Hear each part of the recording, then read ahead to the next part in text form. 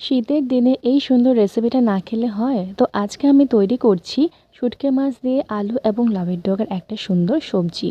তো প্রথমেই আমি মশলা রেডি করে নিয়েছি। পেঁয়াজ কুচি, কয়েকটা কাঁচা লঙ্কা, আদা বাটা এবং জিরা বাটা। তো দেখো এদিকে আমি দুটো শুঁটকি মাছ নিয়ে নিয়েছি। এটাকে ভালো করে এখন ধুয়ে এটাকে কেটে নেব। শুঁটকি মাছ দিয়ে লাউয়ের ডগার এই সুন্দর রেসিপিটা খেতে কিন্তু ভীষণ টেস্টি হয়। তোমরা কিন্তু বাড়িতে অবশ্যই ট্রাই করো। আর হ্যাঁ, তোমাদের যদি আমার এই ভিডিওগুলো ভালো লেগে থাকে তোমরা কিন্তু অবশ্যই লাইক করে, শেয়ার করে আর চ্যানেলটিকে অবশ্যই সাবস্ক্রাইব করে দিও।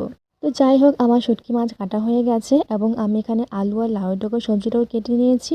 তো দেখো এরপর আমি এখানটা কড়াই চাপিয়ে দিয়েছিলাম, এখানে তেল দিয়ে দিলাম, দিয়ে পেঁয়াজ কুচি, কয়েকটা কাঁচা লঙ্কা এবং আগে থেকে কেটে রাখা শুটকি মাছগুলো আমি এখানে দিয়ে দিলাম। এটাকে ভালো করে এখন ভাজা করে নিব। এটা একটু ভাজা হয়ে যাওয়ার পর এরপর আমি এখানে দিয়ে দিলাম পাঁচফোড়ন। পাঁচফোড়নটাকে দিয়ে নাড়িয়ে চাড়িয়ে এরপর আমি আগে থেকে কেটে রাখা আলু এবং লাউয়ের ডগার সবজিগুলো এখানে ভালো করে ধুয়ে কড়াইয়ের মধ্যে আমি চাপিয়ে দিলাম।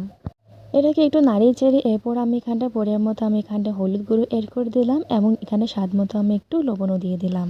লবণ অ্যাড করার পর সবজিটার মধ্যে অনেকটা জল বেরিয়ে গেছে। এটাকে সেই জলের মধ্যে আমি কিছুক্ষণ এটাকে ভাপিয়ে নেব, মানে একটু হালকা সেদ্ধ করে নেব। তো দেখো এদিকে হালকা সেদ্ধ হয়ে গেছে। এরপর আমি এখানটা আদা বাটা এবং জিরা বাটাটাকে এখানে অ্যাড করে দিলাম। এটাকে একটু নাড়িয়ে চাড়িয়ে যখন এখানে ভাজা হয়ে গেছে এরপর এখানে পরিমাণ মতো আমি এখানে জল অ্যাড করে দিলাম। কিছুক্ষণ ভাপিয়ে নেওয়ার পর আজকের আমার রেসিপিটা রেডি।